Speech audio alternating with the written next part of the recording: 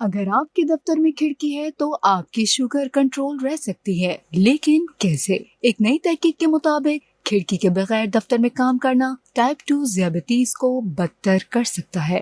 ایک مختصر تحقیق سے واضح ہوا کہ ذیابیطیز میں مبتلا 13 ریٹائرڈ افراد سے دفتر جیسے ماحول میں تقریباً 5 دن گزارنے کا کہا گیا۔ اس دفتر میں ایک کھڑکی موجود تھی جس سے سورج کی روشنی کمرے میں آتی تھی۔ ان افراد نے اتنا ہی عرصہ ایک ایسے دفتر میں بھی گزارا جس میں کوئی کھڑکی نہیں تھی اور صرف مصنوعی برقی LED لائٹس لگی ہوئی تھیں۔